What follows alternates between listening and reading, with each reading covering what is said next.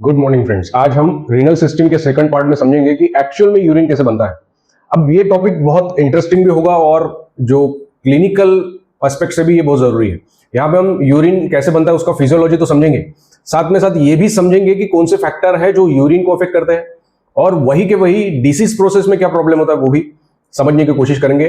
Diuretics कहाँ पे काम करता है, कौन से डिसीज में कौन सा पार्ट अफेक्ट होता है और क्यों अफेक्ट होता है वो भी समझने की कोशिश करेंगे, जिसके कारण से चीजों को याद रखना एकदम आसान हो जाएगा।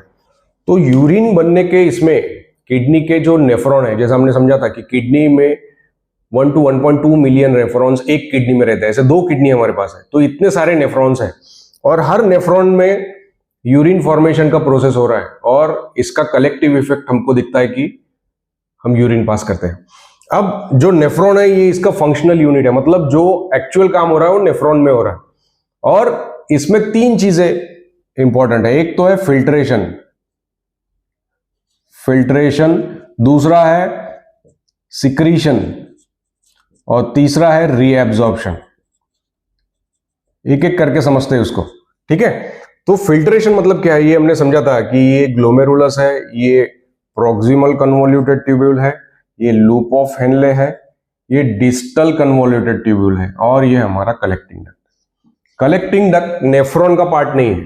बहुत सारे नेफ्रॉन ये जो उसके डिस्टल कन्वोल्यूटेड ट्यूब्यूल है वो कलेक्टिंग डक्ट में ओपन होते हैं और कलेक्टिंग डक्ट फिर वो यूरिन को नीचे मेडुलरी पैपिला तक के लेके जाता है। ये हमने पिछले एपिसोड में समझा था।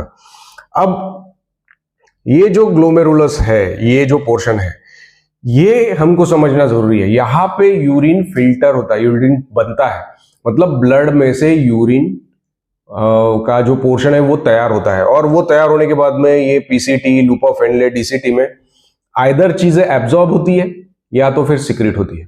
अब इसको रेगुलेट करने के लिए भी कुछ चीजें है कि ज्यादा का ज्यादा फ्लूइड ही निकल गया बॉडी का, ऐसा नहीं होना चाहिए, या फिर सोडियम कम था और फिर भी यूरिन ने निकाल दिया। तो वो सारी चीजें कैसे कंट्रोल होती है वो भी हम यहाँ पे समझेंगे। खास एसिड बेस बैलेंस वो कैसे रेगुलेट होता है वो भी समझेंगे। तो सबसे पहले समझते हैं कि ये जो ग्लोमेरुलस है इसके अंदर हमने समझा था कि रीनल आर्टरी के ब्रांचेस होते सबसे छोटा यूनिट जो रहता है वो होता है एफरेंट आर्टेरियोल। ये हर नेफ्रॉन के लिए एक एफरेंट आर्टेरियोल होता है। यहां पे आने के बाद ये बहुत सारा कैपिलरी बनेगा, इसको डिवाइड होते होते बहुत सारे कैपिलरी बनेंगे और फिर उसका एक फिर से आर्टेरियोल बनता है ना। तो बॉडी में एक अकेला ऐसा सिस्टम है जहां पे आर्टेरियोल्स कैपिलरी बनाते हैं और बाद में फिर से एज आर्टेरियोल ही बाहर जाते हैं। अदरवाइज हमने क्या देखा था कि आर्टेरियोल आता है, कैपिलरी बनाता है और बाद में वहां से वेन्यूल बन के बाहर जाता है। पर यहाँ पे ऐसा नहीं है, यहाँ पे आर्टेरियोल ही आता है और आर्टेरियोल ही जा रहा है क्योंकि यहाँ पे इसका फंक्शन अलग है ना। तो ये हो गया हमारा एफरेंट आर्टेरियोल और ये जो बाहर आ रहा है इसको हम बोलेंगे इफरेंट आर्टेरियोल। अब यहां पे हमको क्या समझना है कि एफरेंट आर्टेरियोल में से ब्लड आ रहा है, यहाँ पे फिल्टर हो रहा है और फिल्टर होके ये आगे जा रहा है ब्लड। इसमें से फिर यूरिन बनने के लिए यहां से ये जो कैपिलरीज के थ्रू यूरिन बनना शुरू होता है ना। अब ये प्रोसेस में कुछ चीजें हमको समझना जरूरी है।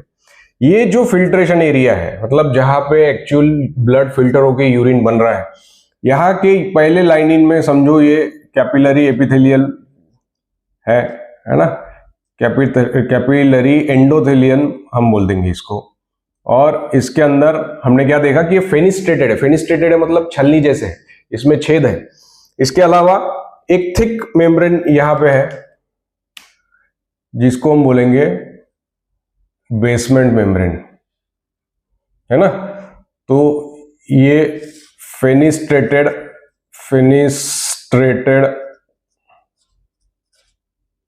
एंडोथेलियम है, ठीक है। देन ये जो थिक पोर्शन है ये रहेगा ग्लोमेरुलर बेसमेंट मेम्ब्रेन, है ना। इसको जीबीएम करके भी हमने सुना है, बहुत से डिसीज में इसका वर्ड आएगा ग्लोमेरुलर बेसमेंट मेम्ब्रेन। और इसके अलावा इसके नीचे कुछ छोटे छोटे सेल्स होते हैं, है ना, अलग अलग डिफरेंट साइज के। और इसमें फिर हम देखते हैं, इसको बोलते हैं पोडोसाइट्स, ये इसका भी नाम आएगा पोडोसाइट्स, और इसके बीच में एक नेफ्रिन नाम का प्रोटीन होता है जो इसको पकड़ के रखता है। और ये जो बीच का है इसको बोलते हैं स्लिट डायफ्राम। ये टर्मिनोलॉजीज है, समझ लो इसको रटने की जरूरत नहीं है, क्योंकि ये बार बार आएंगे। जब भी आप कोई किडनी के डिसीज पढ़ोगे उसमें ये सब चीजों का नाम आएगा। तो ये एंडोथेलियल जो है स्पेशलाइज एंडोथेलियम है, कैपिलरीज के इसके बीच में फेनिस्ट्रेशन है, छेद है इसके बीच में। ये ग्लोमेरुलर बेसमेंट मेम्ब्रेन है, ये थोड़ा सा थिक है, और ये पोडोसाइट्स है। ये मिलके ये फिल्ट्रेशन सरफेस बनाते हैं जिसमें से यूरिन बन रहा है। अब इसके ऊपर जो है ये निगेटिवली चार्ज रहते हैं, इसके ऊपर निगेटिव चार्ज है, उसके अंदर कुछ ऐसे केमिकल्स है जिसके कारण ये निगेटिवली चार्ज रहते हैं। इसको ज्यादा डिटेल में नहीं समझेंगे, है ना, कि कौन सा मटेरियल रहता है, अगर उसको समझना जरूरी नहीं। निगेटिव चार्ज रहता है, तो निगेटिव चार्ज रहने के कारण क्या होता है कि जो निगेटिवली चार्ज आयन है ना, वो जा नहीं पाते उसके पास। हमको पता है कि निगेटिव वो रिपेल्स ईच अदर। जो भी निगेटिव चार्ज पार्टिकल कैपिलरी में आया तो वो रिपेल हो जाएगा, ठीक है। और इसका एक साइज है, ये साइज से मोटे अगर कोई पार्टिकल्स है वो अंदर में नहीं जा पाएंगे। तो ये जो मैकेनिज्म है, इसके कारण से हमने देखा कि सारी चीजें यूरिन में नहीं आती। जैसा एल्ब्यूमिन का साइज भी बड़ा है और उसके ऊपर निगेटिव चार्ज भी है, तो वो आता है और वो निकल जाता है, वो उसके अंदर फिल्टर नहीं होता, समझे। वैसे ही जो निगेटिवली चार्ज आयन है वो इतने इफेक्टिवली फिल्टर नहीं होते, वो रिपेल होते हैं। फिल्टर होते हैं सारे क्योंकि उनका साइज छोटा होता है, लेकिन पॉजिटिवली चार्ज आयन ज्यादा आसानी से फिल्टर होंगे as compare to negatively charge ion. तो ये मैकेनिज्म हमको समझना है। अब यहां पे क्या हो सकता है कि अगर कोई भी वैस्कुलोपैथी हुई है ना, फॉर एग्जांपल हाइपरटेंसिव पैथी है या फिर डायबिटिक वैस्कुलोपैथी है, तो वो ये कैपिलरी नेटवर्क को अफेक्ट करेगा, ठीक है। और समझो कुछ इम्यून कॉम्प्लेक्स बन गए, कुछ एंटीबॉडीज बॉडी में आ गए, जिसको IgA ने पकड़ लिया, IgA पकड़ा या IgG पकड़ा, वो आके यहाँ पे चिपक जाएंगे, और यहाँ पे चिपकने के कारण वो बेसमेंट मेम्ब्रेन को डैमेज करेंगे, ठीक है। तो जितने भी इम्यून रिलेटेड कॉम्प्लेक्सेस है वो यहाँ पे ट्रैप होते हैं और यहाँ पे इन्फ्लेमेशन शुरू करते हैं, जिसके कारण से प्रॉब्लम होता है। और फिर उसके जो टिपिकल फीचर्स है उसके ऊपर से हम डायग्नोसिस कर सकते हैं रिनल बायोप्सी में। अब ये जो पोडोसाइट्स हैं, इनका भी काम क्या है कि ये जो साइज है, जो पार्टिकल्स अंदर आ सकते थे उसको फर्दर रिड्यूस करते। समझो ये 100 था स्टार्टिंग में, तो ये 30 पे ही उसको रोक देते कि 100 क्या, अभी 30 के नीचे वाले अंदर जाएंगे, 30 के ऊपर वाले सारे वापस ये ब्लड में यहां से आगे निकल जाएंगे, इधर में फिल्टर नहीं होंगे, समझे।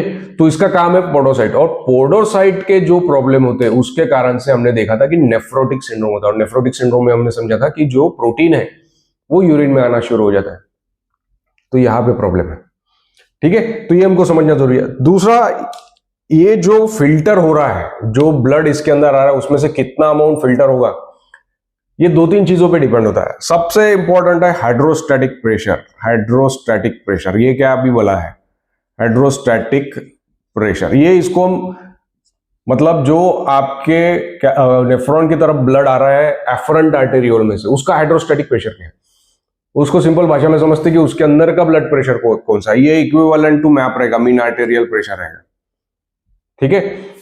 तो ऑब्वियस सी बात है, जितना इसके अंदर का प्रेशर ज्यादा रहेगा उतना ज्यादा फिल्टर होगा। अगर वो प्रेशर ही नहीं है तो फिल्टर कैसे होगा, है ना। और दूसरा, ये जो अंदर में ब्लड आ रहा है इसका ऑनकोटिक प्रेशर क्या है, ऑस्मोटिक प्रेशर, ऑस्मोटिक प्रेशर, ठीक है। ये फिल्टरेशन को बढ़ाएगा, GFR को बढ़ाएगा, और ये ऑस्मोटिक प्रेशर अगर ज्यादा रहा तो ये GFR को कम करेगा। एक और चीज रहती है कि इसके अंदर का ऑनकोटिक प्रेशर कितना है, वो तो रहेगा नहीं। क्यों नहीं रहेगा, क्योंकि कोई एल्ब्यूमिन जैसा प्रोटीन अंदर में सिक्रीट ही नहीं हो रहा, तो कुछ ऑस्मोटिक प्रेशर बनेगा ही नहीं। लेकिन इसके अंदर का भी हाइड्रोस्टैटिक प्रेशर रहता है, हाइड्रोस्टैटिक प्रेशर इन बाउमन्स कैप्सूल, इसको हम बोलेंगे बाउमन्स कैप्सूल।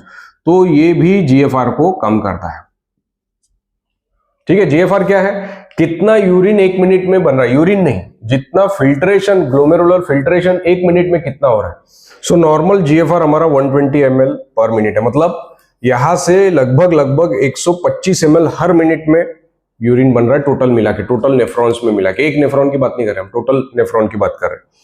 तो ये जो इसमें सीक्रेट हो रहा है ये हाइड्रोस्टैटिक प्रेशर पे डिपेंड कर रहा है, क्योंकि वही उसको डिलीवर कर रहा है। हाइड्रोस्टैटिक प्रेशर मतलब मीन आर्टेरियल प्रेशर, मोटा मोटा हम समझेंगे कि जितना मीन आर्टेरियल प्रेशर रहेगा उतना वो ज्यादा फिल्टर हो गया। अब समझो बीपी कम हो गया, अगर ब्लड प्रेशर कम हो गया तो जो हाइड्रोस्टैटिक प्रेशर है इसके अंदर का वो कम हो जाएगा और वो इफेक्टिवली फिल्टर नहीं कर पाएगा। इसलिए हमने क्या देखा था कि जब भी बीपी कम होता है तो यूरिन भी कम हो जाता है। अब उसको और कॉम्पेंसेट करने के लिए चीजें चेंज होती है, वो भी सब्सिक्वेंटली समझेंगे, लेकिन मोटे मोटे तौर पे हाइड्रोस्टैटिक प्रेशर भी गिर जाता है।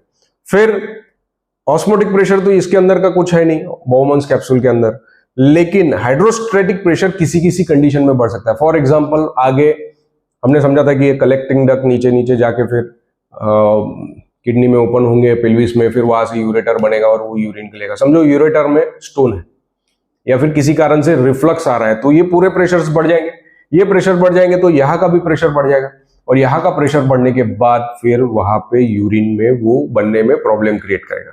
तो पैथोलॉजिकल कंडीशन में यहाँ का हाइड्रोस्टैटिक प्रेशर बढ़ सकता है। ठीक है, तो ये है हमारा बाउमन्स कैप्सूल, इसको बोलेंगे बाउमन्स कैप्सूल, और ये है बाउमन्स स्पेस, ये कैप्सूल के अंदर का बाउमन्स स्पेस। तो ये चीज हमको समझना जरूरी है। अब यहाँ पे भी एक एडजस्टमेंट वाला क्राइटेरिया होता है। ये जो एफरेंट आर्टेरियोल है इसके अंदर मसल्स फाइबर होते हैं और अगर समझो बीपी बहुत ज्यादा आ गया तो मसल फाइबर स्ट्रेच होते हैं और स्ट्रेच होने के बाद वो कॉन्ट्रैक्ट हो जाते हैं। कॉन्ट्रैक्ट होने के कारण जो एक्सेसिव ब्लड आ रहा था वो रुक जाता है ना। तो ये एफरेंट आर्टेरियोल के कॉन्स्ट्रिक्शन का एक फीडबैक मैकेनिज्म है, इसको बोलेंगे कि मायोजेनिक रिफ्लेक्स। मायोजेनिक रिफ्लेक्स क्यों? क्योंकि मसल स्ट्रेच हो गया उसकी वजह से। वो कुछ और चीजें क्या जो कंट्रोल करती है कि हाँ, अगर समझो किसी कारण से सिंपैथेटिक स्टिमुलेशन हो गया या फिर नॉरएपिनेफ्रिन सीक्रेट हो गया तो ऐसे कंडीशन में भी ये एफरेंट आर्टेरियल को कंस्ट्रिक्ट कर देता है, जिसके कारण से जो वॉल्यूम आने वाला था वो कम हो जाता है। कि कोई और तरीका है क्या? इफरेंट आर्टेरियल को भी स्टार्टिंग में कंस्ट्रिक्ट कर सकते हैं, लेकिन यहाँ पे इफेक्ट उल्टा होगा, है ना। जैसा हमने देखा था कि अगर आप पाइप से पानी दे रहे पेड़ों में और उसका आगे का मुंह अगर बंद कर दो तो ज्यादा दूर तक के पानी जाता है, मतलब अंदर का पाइप का प्रेशर बढ़ जाता है। वैसे ही अगर इफरेंट आर्टेरियल कंस्ट्रिक्ट हो गया तो फिल्ट्रेशन प्रेशर बढ़ जाएगा, आपका जो हाइड्रोस्टैटिक प्रेशर है उसके अंदर का बढ़ जाएगा। और ये सिर्फ एक ही एंजाइम, एक ही हार्मोन करता है, वो एंजियोटेंसिन 2। बाकी सारी जो चीजें एक्ट होती है वो एफरेंट आर्टेरियल पे एक्ट होती है और ये इफरेंट आर्टेरियल पे सिर्फ एंजियोटेंसिन 2 एक्ट करता है, उसको सब्सिक्वेंटली समझेंगे। तो ये फैक्टर हमने समझा, इसके डिसीजेस समझे। अब ये आ गया प्रोक्सिमल कन्वोल्यूटेड ट्यूबुल में। अब प्रोक्सिमल कन्वोल्यूटेड ट्यूबुल का क्या काम है कि जो ज्यादा की चीजें चली गई है उसको ले लो भाई वापस, है ना। काम की चीजें जानी नहीं चाहिए यूरिन में। सबसे इंपॉर्टेंट क्या है? सोडियम बिल्कुल नहीं जाना चाहिए, सोडियम काम की चीज है। Then water. तो ऐसा बोलते जितना सीक्रेट हुआ था उसका 65% तो यही पे एब्जॉर्ब हो जाता है ना। और हमने एक कंसेप्ट समझा था ऑस्मोलैरिटी का, और ये डिपेंड करेगा कि कितना पानी का कंटेंट है और कितना सोडियम या फिर अल्ब्यूमिन जैसे ऑस्मोल्स का कंटेंट है। वो भी चैप्टर का लिंक शेयर कर लेता हूं, उसको सुन लेना, उसके बगैर ऑस्मोलैरिटी नहीं समझेंगे। तो अगर पानी भी एब्जॉर्ब हो गया और सोडियम एब्जॉर्ब हो गया तो उसका ऑस्मोलैरिटी चेंज नहीं होता है ना, वो ऑस्मोलैरिटी सेम उसका रहेगा। तो ये हम यहां से वापस ले रहे हैं ब्लड के अंदर। फिर और क्या एब्जॉर्ब होता है? कैल्शियम, कैल्शियम ऑब्जॉर्ब होगा। फॉस्फोरस वो भी एब्जॉर्ब हो जाएगा। फिर अमाइनो एसिड आपके कुछ सीक्रेट हुए तो वो भी ले लेंगे। विटामिन जो वाटर सोल्यूबल है, वाटर सोल्यूबल विटामिन, ये भी एब्जॉर्ब कर लेगा। ठीक है, तो ये सब ले लेता है कि जो भी गया है फिल्टर हुआ है उसको ले लो, वो काम की चीज है, उसको जानी नहीं चाहिए। कुछ सिक्रीशंस होते हैं क्या? हाँ, यहाँ पे सीक्रेट होता है आपका क्रिएटिनिन का स्मॉल पोर्शन, क्रिएटिनिन और अमोनिया स्मॉल क्वांटिटी में ये सीक्रेट होता है। ठीक है, तो इसको जो एब्जॉर्ब हो रहा है इसके ऊपर भी कुछ हार्मोन्स का इफेक्ट रहता है। फॉर एग्जांपल एंजियोटेंसिन इस पे भी एक्ट करता है और सोडियम के एब्जॉर्प्शन को बढ़ाता है एंजियोटेंसिन।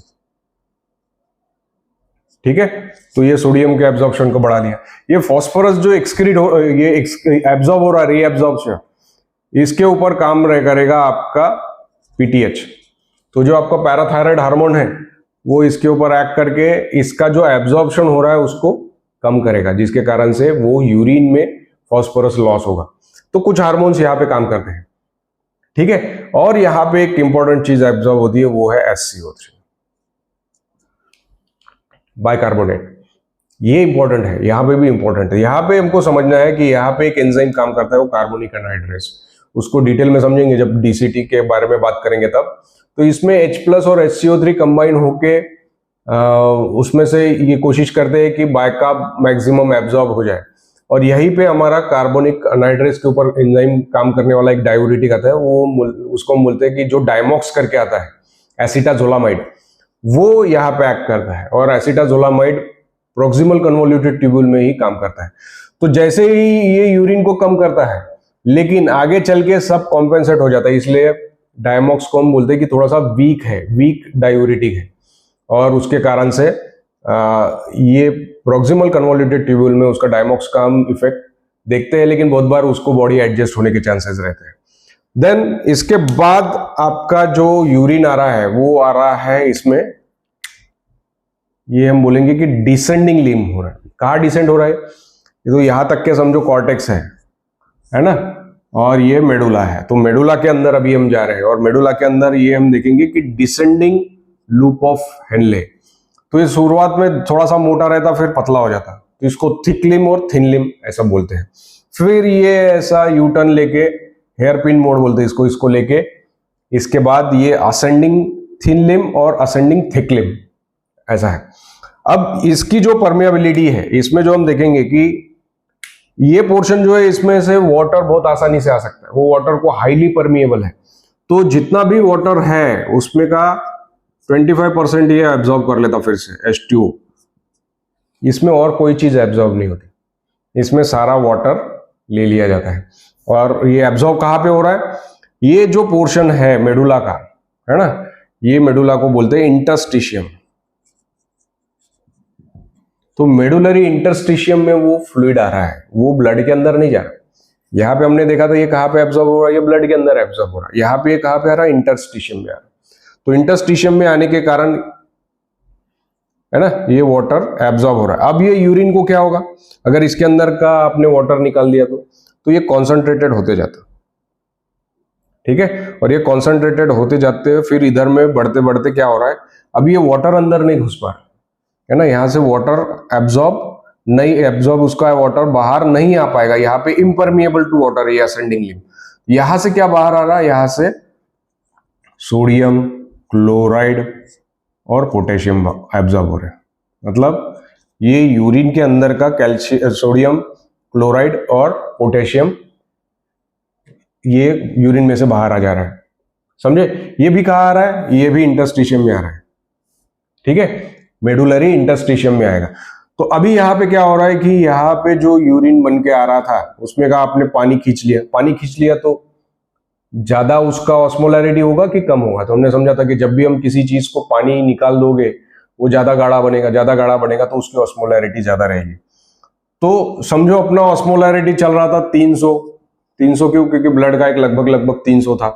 यहाँ पे 300 आ गया, यहाँ पे 300 आ गया, यहाँ पे 300 था।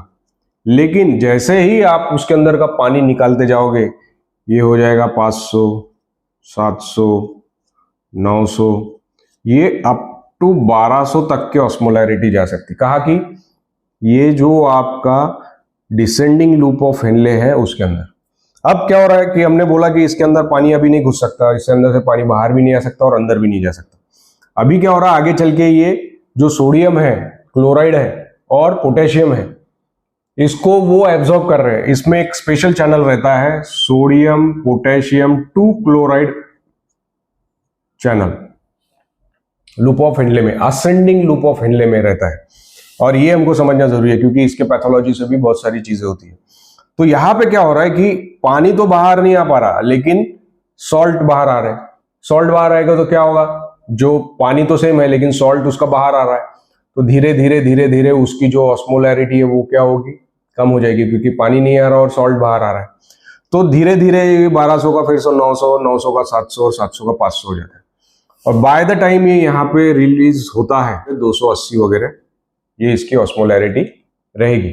मतलब उसने थोड़ा सा सॉल्ट रिटेन किया as compare to whatever is यहाँ पे स्टार्टिंग में था, उससे रिलीज किया। तो इसको बोलते हैं काउंटर करंट मल्टीप्लायर, ठीक है। तो ये स्पेसिफिक नाम है इसके लिए, और ये लूप ऑफ हेनले में हो रहा है। और ये जितना अंदर जाएगा उतना उसकी ऑस्मोलैरिटी बढ़ती जाएगी। तो इसको जस्ता मेडुलरी ये जो बोलते हैं नेफ्रॉन्स है, जो नेफ्रॉन के मेडुला के अंदर ज्यादा अंदर जाते हैं वो ज्यादा ऑस्मोलैरिटी को बढ़ाएंगे, ज्यादा ये मैकेनिज्म को करेंगे, है ना। अब इसके साथ में एक ब्लड वेसल्स भी चलती है। तो ये ब्लड वेसल समझो यहां से आई और ये फिर उसी तक के साथ ऊपर जाती है ना। इसको बोलते हैं वासा रेक्टा।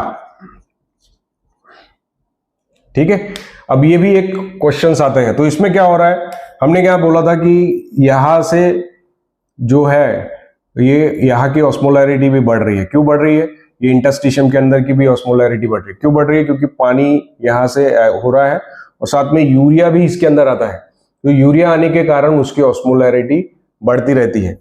अब यहां से जो है स्टार्टिंग में यहां से भी पानी आना बाहर चालू हो जाएगा। कहां से, ब्लड वेसल के अंदर से।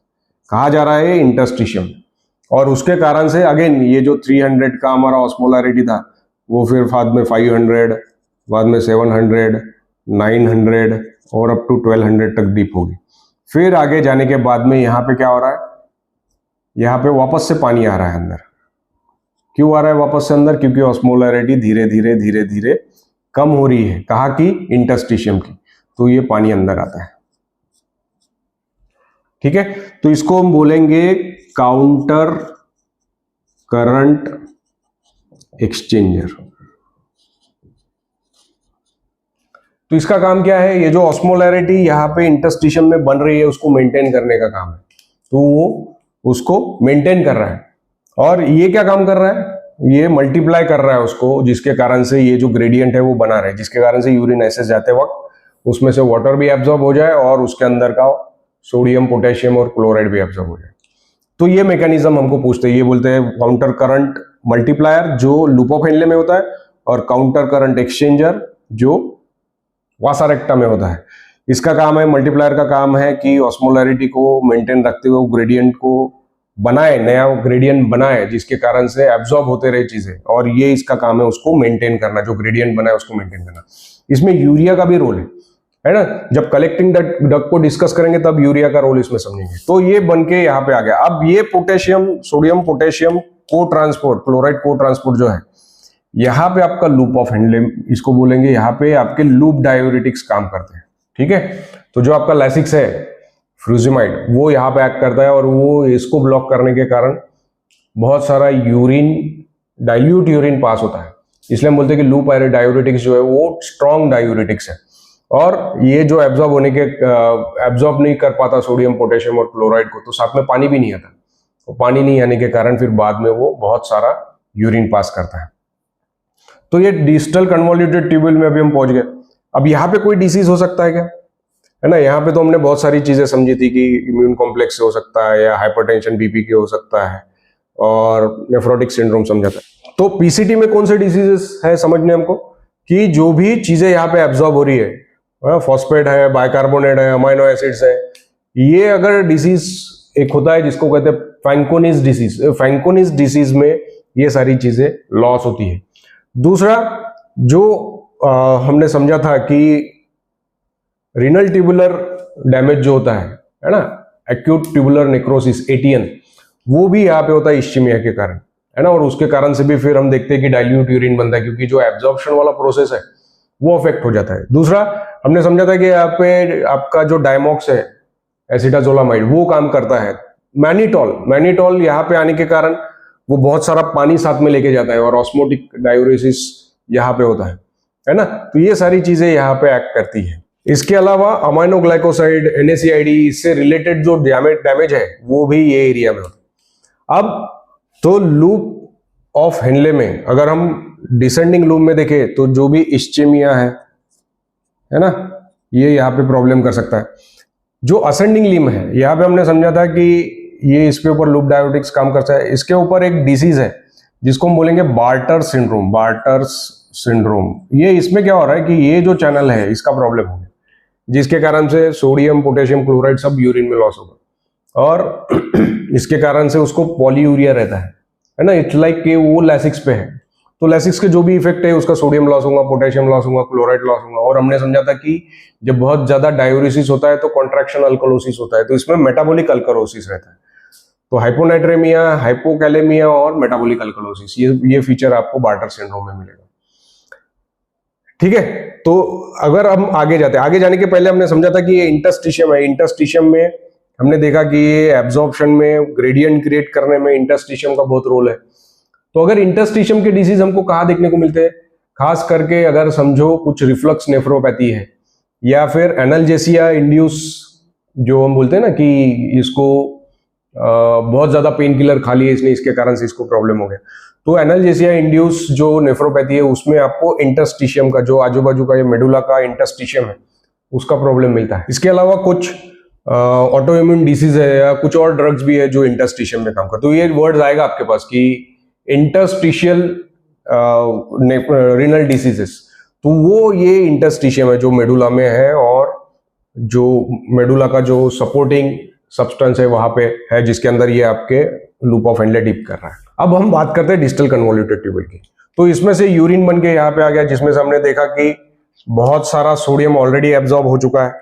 यहाँ पे हमने देखा कि 65% चला गया, फिर बहुत सारा 25% के 20 से 25% यहाँ पे एब्जॉर्ब हो गया आपका सोडियम, और वाटर भी यहाँ पे एब्जॉर्ब हो गया है। अब ये डिस्टल कन्वोल्यूटेड ट्यूबल में है। तो डिस्टल कन्वोल्यूटेड ट्यूबल में आने के पहले ऑलरेडी बहुत कुछ एब्जॉर्ब हो गया है। यहाँ पे एक स्पेशल चैनल होते हैं जो आपके सोडियम और क्लोराइड को एब्जॉर्ब करते हैं। ये है सोडियम क्लोराइड को ट्रांसपोर्ट।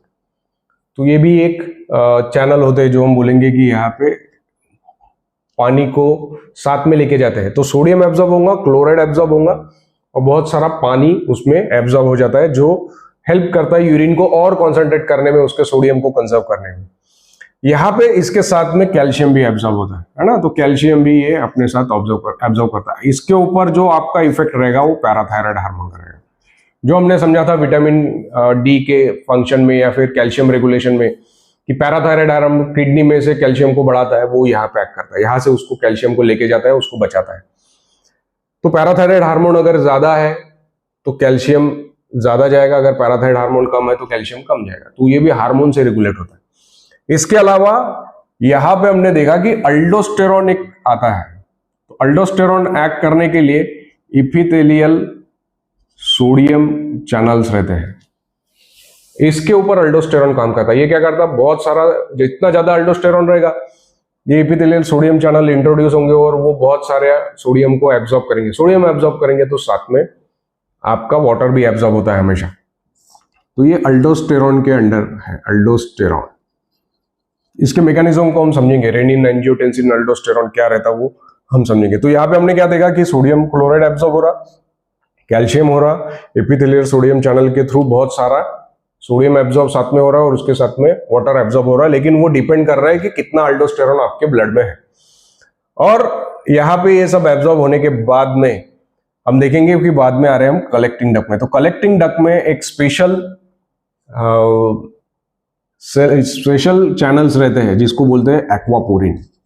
एक्वापोरिन ये डॉर्मेंट अमाउंट में रहते हैं। डॉर्मेंट इसमें मतलब वो सिग्नल की राह देखते रहते हैं, जैसे ही सिग्नल मिला वो ओपन हो जाते हैं, बहुत सारा पानी एब्जॉर्ब कर लेते हैं। कौन सा सिग्नल है इसमें, इसमें है एंटी डाययूरेटिक हार्मोन एडीएच। ये एडीएच इस पे एक्ट करेगा, फिर वो बहुत सारे चैनल्स खुल जाएंगे और बहुत सारे पानी को अपने अंदर लेके चले जाएंगे।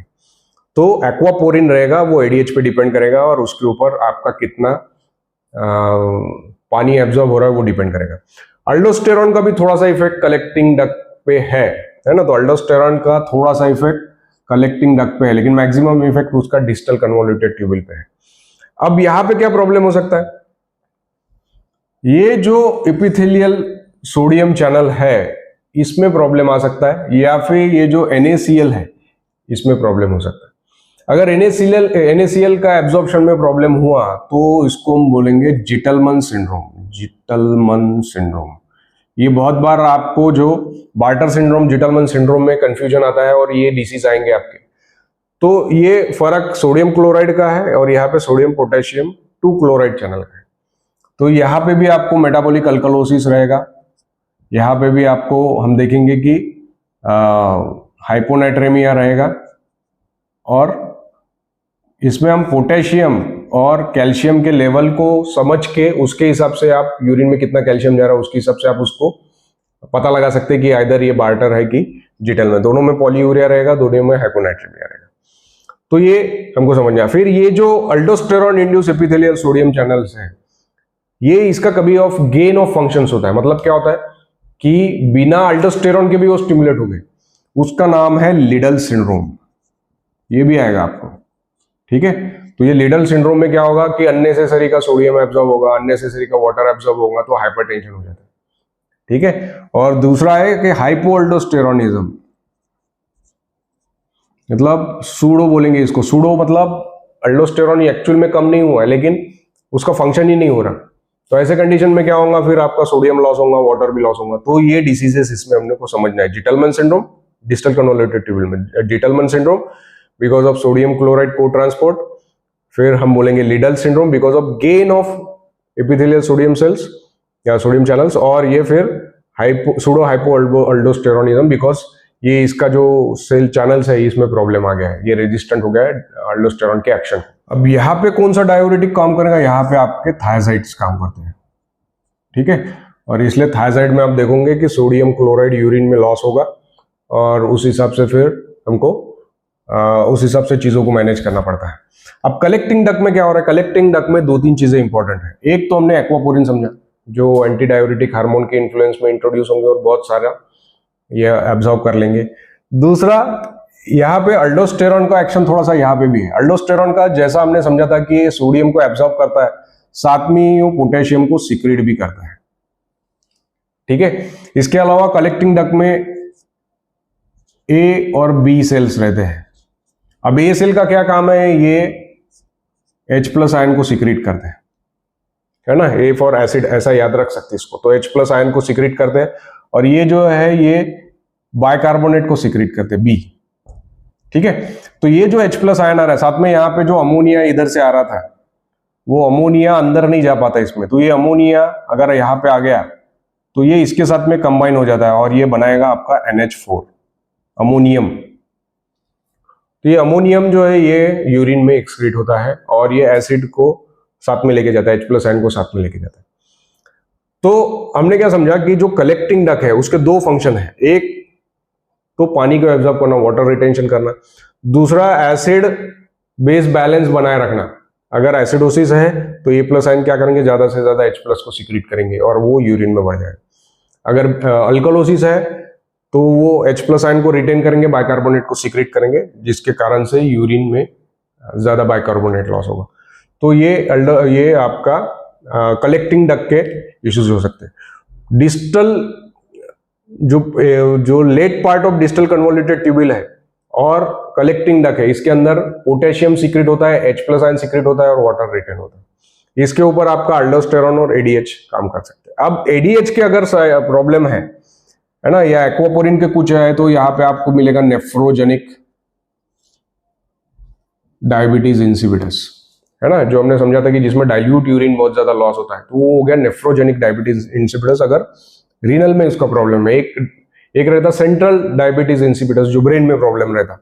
इसके अलावा जो आपका पोटेशियम स्पेयरिंग डाययूरेटिक है, पोटेशियम स्पेयरिंग डायूरेटिक्स, जो हमने स्पाइरेनोलैक्टोन, अल्डेक्टोन, ये जो हमने देखा था ना, वो सारी चीजें यहाँ पे काम करती है। कहाँ पे, ये अल्डोस्टेरॉन के एक्शन को वो इनिबिट करती है, जिसके कारण से पोटेशियम सीक्रेट नहीं हो पाता और पोटेशियम बॉडी में रिटेन रहता है और डायूरेसिस का काम करता है। क्योंकि ये आखिरी में काम कर रहा है कलेक्टिंग डक्ट में, इसके आगे तो और कुछ है नहीं कि वाटर फिर से रीएब्जॉर्प्शन। ये सबसे स्ट्रॉन्ग डायूरेटिक में से रहता है। लूप डायूरेटिक्स और पोटेशियम स्पेयरिंग डायूरेटिक्स इस पे काम करते हैं। अब इसमें हमारा बस एक चीज बाकी रह गया है। ये हमने देखा था कि ये ग्लोमेरुलस है, एफरेंट आर्टेरियोल है, और ये जो डिस्टल कन्वोल्यूटेड ट्यूब्यूल है इसका एक पोर्शन ऐसा मिलके यहाँ पे एक चीज बनाते हैं जिसको हम बोलते हैं जस्ता ग्लोमेरुलर एपरेचर्स, है ना। तो इसका काम क्या हो रहा है, ये एफरेंट आर्टेरियोल को भी सेंस कर रहा है, ये डिस्टल कन्वोल्यूटेड ट्यूब्यूल को भी सेंस कर रहा है, और ये ग्लोमेरुलस को भी सेंस कर रहा है। और इसके अंदर से एसी का एक पार्ट है, ये जो एफरेंट आर्टेरियोल पे रहता है, इसका नाम है मैक्यूला डेंसा। मैक्यूला डेंसा, ये हमको समझना जरूरी है, ये इंपॉर्टेंट है ना। सो मैक्यूला डेंसा कब कब स्टिमुलेट होता है, अगर आपका बीपी कम हो गया, अगर आपके ब्लड में सोडियम कम हो गया, तो उसको सेंस कर लेता है है ना। साथ में इन्होंने देखा कि सोडियम ज्यादा लॉस हो रहा है डिस्टल कन्वोल्यूटेड ट्यूब्यूल में, तो ये मैकुला डेंसा सेंस करता है। और ये कहाँ सेंस कर रहा है? एफरेंट आर्टेरियल, ग्लोमेरुलस और डिस्टल कन्वोल्यूटेड ट्यूब्यूल। प्रॉक्सिमल में नहीं है, डिस्टल में है, इसीलिए नेफ्रॉन हमने इस तरीके से बनाया कि ये पास में आ सके इसके। तो ये मैकुला डेंसा फायर करेगा।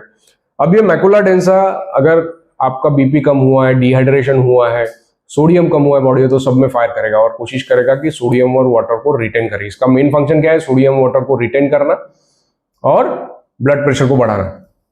तो ये मैकुला डेंसा क्या सीक्रेट करता है? ये सीक्रेट करता है रेनिन। अब ये बहुत लोग इसको हार्मोन बोलते हैं, कोई बोलते हैं कि ये हार्मोन नहीं, ये एंजाइम है। ये क्या करता है? ये जाता लीवर पे, जो एंजियोटेंसिनोजन, लीवर में एंजियोटेंसिनोजन नाम का एक प्रोटीन बना रहता है, उस पे एक्ट करेगा और इसको बनाएगा एंजियोटेंसिन 1। अब ये एंजियोटेंसिन ट्रैवल करके जाता है आपके लंग्स के पास और ये कन्वर्ट होगा एंजियोटेंसिन 2 को, ठीक है, by the enzyme angiotensin converting enzyme. जो आप एस इनहिबिटर खाते ना, है ना, वो सारे यहाँ पे काम करते हैं। तो ये एंजियोटेंसिन 2 सीक्रेट होता है, ये इसमें कन्वर्ट होता है लंग्स में, और ये एंजियोटेंसिन जो है 2, इसका रोल सबसे ज्यादा है। अब ये जो एंजियोटेंसिन 2 है, ये आपके ब्रेन के ऊपर काम करेगा, है ना, और ब्रेन के ऊपर जो पिट्यूटरी है उसके ऊपर काम करके ये एंटी डायूरेटिक हार्मोन सीक्रेट करेगा। एंटी डायूरेटिक हार्मोन का काम क्या है? कि वाटर को एब्जॉर्ब करना। उसका नाम एंटी डायूरेटिक हार्मोन, मतलब डायूरेसिस को रोकता है। उसी का दूसरा नाम वासोप्रेसिन भी है ना। तो वो एंटी डायूरेटिक हार्मोन को सीक्रेट करेगा। फिर ये जाता है रीनल, जो किडनीज के ऊपर, जो हमने समझा था कि सुप्रारीनल ग्लैंड है, उसके ऊपर जाके ये सीक्रेट करेगा अल्डोस्टेरॉन, है ना। जोना ग्लोमेरुलोसा, जो सुप्रारीनल ग्लैंड का एक हिस्सा है, वहां से फिर ये अल्डोस्टेरॉन सीक्रेट करेगा। और अल्डोस्टेरॉन कहाँ काम कर रहा है? ये डिस्टल कन्वोल्यूटेड ट्यूब्यूल के लास्ट पार्ट में और initial part of collecting duct में, जहां से वो क्या करेगा? सोडियम को एब्जॉर्ब करेगा, पोटेशियम को सीक्रेट करेगा, ठीक है। इसके अलावा ये कहाँ पे एक्ट कर रहा है? इसके अलावा वो डायरेक्ट यहाँ पे भी एक्ट करता है, एफरेंट आर्टेरियल और इफरेंट आर्टेरियल को भी कंस्ट्रिक्ट करता। तो ये इफरेंट में इसका मेन रोल बताया गया है, इफरेंट आर्टेरियल को कंस्ट्रिक्ट करेगा किडनी के अंदर, ठीक है, नेफ्रॉन के अंदर आपका। इसके अलावा जो भी सिस्टमिक वैस्कुलेचर है, जो भी आपके ब्लड वेसल्स है, आर्टेरियोल्स है, आर्टरीज है, उसको कंस्ट्रिक्ट करेगा, है ना। इसका नाम ही एंजियोटेंसिन है। एंजियो मतलब ब्लड वेसल्स और टेंसिन मतलब कॉन्ट्रैक्ट करना। तो ये एंजियोटेंसिन को कंस्ट्रिक्ट करेगा, जिसके कारण से आपका ब्लड प्रेशर बढ़ जाएगा, समझा। तो ये इफेक्ट आपको एंजियोटेंसिन 2 का मिलता है, और इसको फिर उन्होंने नाम दिया है रेनिन एंजियोटेंसिन अल्डोस्टेरॉन सिस्टम। कुछ लोग इसको renin angiotensin aldosterone ADH system भी बोलते हैं, ठीक है। तो इस पे भी बहुत बार क्वेश्चंस आते हैं, तो ये हमको समझना जरूरी है। इसका मेन फंक्शन है बीपी को बढ़ाना, वॉल्यूम, ब्लड वॉल्यूम को बढ़ाना, सोडियम कंटेंट को रिटेन करना। तो जो भी चीजें कम हो रही है उसको बढ़ाएंगे। अगर समझो ब्लड प्रेशर ज्यादा है, अगर सोडियम ज्यादा है, वाटर कंटेंट ज्यादा है, तो इसका ऑपोजिट हो जाएगा, और फिर वो सब चीजें यूरिन में लॉस होना शुरू हो जाएगी। कभी कभी क्या होता है कि जो ये मैकुला डेंसा है, ये इसका कुछ ट्यूमर बन जाते हैं, जिसके कारण से बहुत ज्यादा रेनिन सीक्रेट होता है, और ये जो रेनिन सीक्रेट होता है उसके कारण से हम देखेंगे कि वो पेशेंट का बीपी ज्यादा रहेगा, उसका सोडियम कंटेंट ज्यादा रहेगा, और सारे जो है वो फिजियोलॉजी चेंज होने के कारण प्रॉब्लम्स होंगे। जो लास्ट पोर्शन है कलेक्टिंग डक्ट का, ये भी एंटी डायूरेटिक हार्मोन के इन्फ्लुएंस में यूरिया को एब्जॉर्ब करता है, ठीक है। और ये यूरिया फिर आपके इंटरस्टिशियम में आ जाता है, और इंटरस्टिशियम में आने के बाद में यहाँ की ऑस्मोलैरिटी को वो मेंटेन करता है, ठीक है, और जिसके कारण से ये मेडुलरी ग्रेडियंट बना रहता है ना। तो हमने समझा था कि ये काउंटर करंट मल्टीप्लायर और यूरिया, इसके कारण वो बनता है क्या?